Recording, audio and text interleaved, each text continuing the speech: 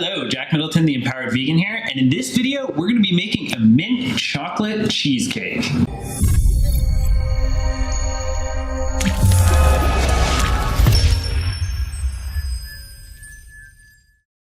Welcome back to the Empowered Vegan YouTube channel. If you're new here and you want to receive weekly vegan recipes and cooking tips that are going to help you elevate the way you eat, then you're going to want to hit the subscribe button and hit the bell notification so that you get notified every Friday when I post a new video. Have you ever had a piece of vegan cheesecake that was so good you could swear it was normal cheesecake, but you had no idea how you could recreate that? Well, in this video, I'm going to teach you how to make exactly that. We're going to make a chocolate mint cheesecake that is to die for. I don't care if your family hates vegan food and eats meat every single day of the week, they're going to love this cheesecake. So the first thing that you're going to do is you're going to make your base. The base in this cheesecake recipe is made up of hazelnuts, oats, dates, a little bit of salt, and some water to hold it all together. So first thing you're going to do is you're going to roast your hazelnuts. If you're not sure how to roast and skin hazelnuts properly, then check out my video on how to roast and skin hazelnuts properly. Once your hazelnuts are roasted, you're going to blend them in a food processor until they become a nice meal. You don't want them to be like a flour texture. You still want them to have some chunk to it. Then you can add your oats and you can buzz it again for another few seconds. After that, you can take those dry ingredients out and you can add in your dates. Now, depending on how hard your dates are, this could take a little while. What you want to do is you want to buzz them in the food processor until they almost start forming a ball. Once they do, stop the food processor, open up the lid, break them apart a little bit, and then you can add your hazelnuts and your oats back in along with your salt and a little bit of water, and you can buzz it again. Now at this point, check it. If it molds together nicely in your hands, then it's ready to go. If it still feels a little dry and crumbly, then start the food processor again and add in another tablespoon of water. After that, it should be good.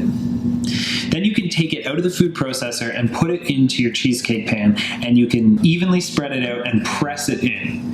It's important that you press it in nice and firm so that the base doesn't fall apart on you when you cut into the cheesecake. You miss out on love, that's for sure.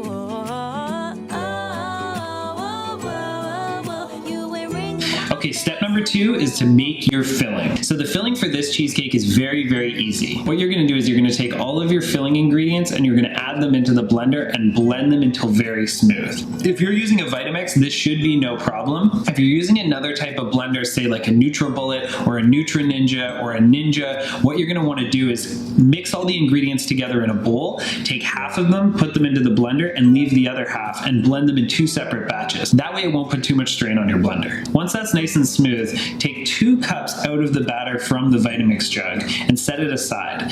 We're going to make this one in 2 separate layers. The one we're setting aside is going to be our chocolate layer. Then you can pick all your mint leaves, put them into the blender, add in your peppermint oil, and then blend it again. Now at this point you're going to want to taste it because peppermint oils come in all different varying strengths. So if you feel like it needs a little bit more peppermint oil, go for it, add another 5 drops. Once that's nice and pureed, you can pour that into your cheesecake pan, give that a little rinse out, and then add the batter you set aside back into the Vitamix. Add in your cocoa powder and give it a blend. Now, if you like it really, really chocolatey, you can feel free to add an extra couple tablespoons of cocoa. Once that's done, you can take that layer and you can pour it gently on top of the green layer. Now, when you do this, you want to spread it out evenly with a spoon, but just be mindful that you're gentle during this process because it's easy to mix it in with the other layers. What is your favorite flavor of vegan cheesecake? I'd love to know because I love these cheesecakes and I like experimenting with different flavors. So if you let me know what yours is, I might make a video about how to do it really, really well. So comment below, let me know. Okay, step number 3. Now this step's optional. If you're feeling tapped out after the first 2 steps, you don't have to do this one, but it makes for a really nice topping. All you're gonna do is you're gonna take all the ingredients for the ganache, you're gonna put them into the blender, and you're gonna blend it on low just to get it mixed around. Now it's really important that for this part, like for the filling, you also melt your coconut oil, because if it's hard, it's gonna make it grainy and it's not gonna give you that smooth chocolatey layer. Once that's ready, you can pour it on top of the cheesecake. Now, because I was really feeling festive, I took a whole bunch of candy canes and I ground them up in the food processor and I put that on top. You're welcome to do that. You can also just put some desiccated coconut on top, no problem. Either way is good, or you can leave it with just the chocolate finish. Now after that, you're gonna pop it in the freezer. And ideally, when you're less letting this sit in the freezer, it should be overnight, but you could also probably get away with 4 or 5 hours, but you need to make sure that it firms up nicely. These cheesecakes do take a while to get firm enough to cut. If you do leave it overnight, when you pull it out of the freezer the next day, you're gonna wanna set it on the counter maybe for about 10 or 15 minutes until you cut into it, because it will be rock solid. But after that, you're good to go.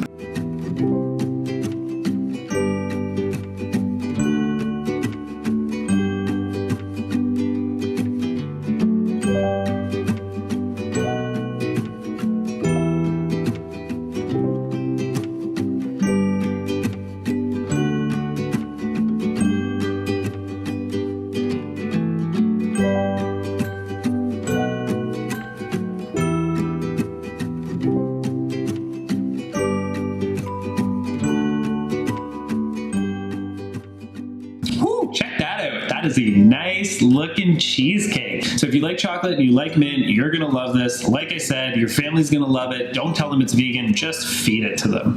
If they have a nut allergy though, this will kill them. So do not feed it to anybody with a nut allergy. I guess that makes this cheesecake not very school friendly, but it's a good thing because we're all on holidays right now. I guarantee you kids will love this cheesecake. If you like this video, give it a thumbs up. And like I said, if you're new to this channel, subscribe because there are more videos and recipes coming down your way on the weekly every Friday. I hope you like this video and I will see you in the next video.